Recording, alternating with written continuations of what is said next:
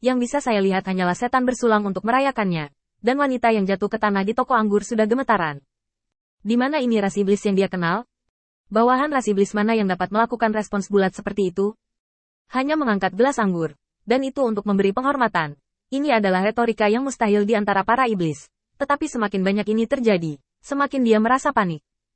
Tuan kota, hal pertama yang dipikirkan gadis iblis itu adalah mantan penguasa kota, yang pernah dia temui. Begitu banyak setan masuk ke kota, dan mereka masih di bawah komando orang lain, bukan di bawah komando penguasa kota. Jika mereka merencanakan sesuatu yang salah, itu akan terlambat. Melihat sekeliling, di mana bayangan setan biasa yang bertugas? Pada saat ini, dia merasakan keputusasaan yang mendalam. Dia telah mengarang banyak hal di otaknya, seperti kematian penguasa kota. Tetapi dia tidak pernah berpikir bahwa pembunuhnya ada tepat di depannya. Mendengar panggilan lembutnya, Jiang menoleh sambil tersenyum dan memberinya senyum lembut. Apakah kamu mencari pemilik kota? Kaki wanita iblis itu melunak ketakutan, dan dia buru-buru mundur beberapa langkah. Tidak, aku tidak, jangan lihat aku. Jiang tertawa keras, berjalan ke arahnya dengan gelas anggur, berlutut dan tersenyum acuh tak acuh. Aku akan memberimu dua pilihan. Pertama, lakukan sesuatu denganku. Aku akan menjamin kemakmuran dan kekayaanmu. Ini jelas tidak sebanding dengan toko anggur saat ini. Kedua, tentu saja ini jalan buntu. Aku bisa memilih yang lembut kematian untukmu. Wanita iblis itu mundur lagi dan lagi ketakutan, dan tidak berhenti sampai dia menabrak pagar. Dia benar-benar ingin memohon belas kasihan, dan ingin setan-setan ini berdiri dan membantu. Tetapi dia tidak bisa berbuat apa-apa. Setan-setan di sekitarnya telah melihat ke sisi ini, melihat episode kecil dalam minum. Pilih. Jiang tiba-tiba mengangkat kakinya dan menginjak pinggang wanita itu, mencegahnya bergerak, lalu berkata dengan tajam. Aku sudah memberimu dua cara, jika kamu tidak memilih. Bukankah itu terlalu memalukan bagiku? Garis pertahanan wanita iblis itu runtuh seketika, matanya menjadi gelap dan dia pingsan. Jiang meliriknya, dan mengerutkan mulutnya dengan jijik. Itu dia. Setan-setan di kota ini memiliki begitu sedikit keberanian? Konyol. Bahkan seorang anak berusia 1 tahun di bawah perintahku memiliki nyali untuk menatap mataku. Lempar ke penjara bawah tanah dan beri dia 3 hari. Jika dia tidak membuat keputusan, dia akan dibunuh. Panggilan dari klan iblis mengguncang 4 arah. Seperti apa seharusnya penampilan pemimpin klan iblis? Jiang tahu betul bahwa dia sangat kejam dan tidak kekal, memamerkan kekuatan dan kebiadabannya sendiri kapan saja dan di mana saja. Ini adalah cara termudah untuk membuat sekelompok setan mengikuti.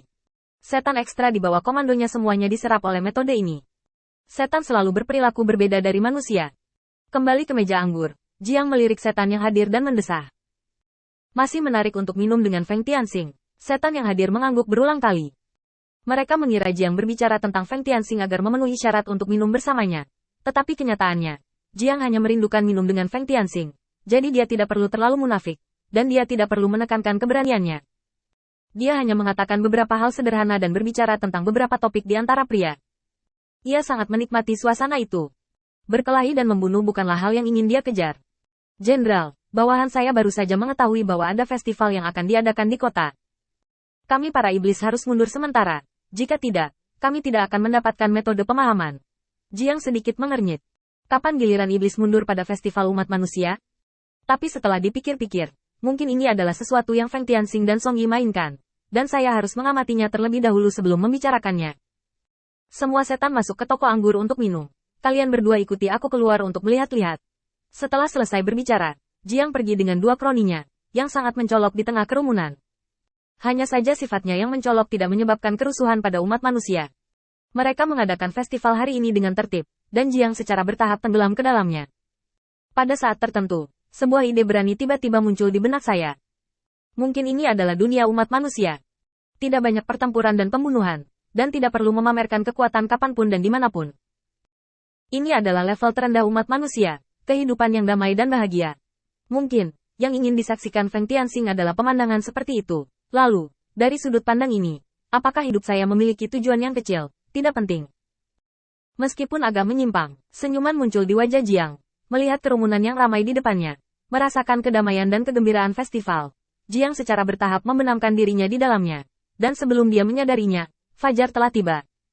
Jenderal, mari kita kembali dulu. Mengikuti perpisahan yang membosankan dari bawahan Mozu, Jiang mengangguk sambil tersenyum dan mengucapkan selamat tinggal kepada mereka satu persatu. Dia berpikir untuk menikmati tempat ini lagi. Tetapi ketika dia melihat ke belakang, Dia melihatnya itu adalah setan yang secara bertahap menginjakkan kaki di jalanan.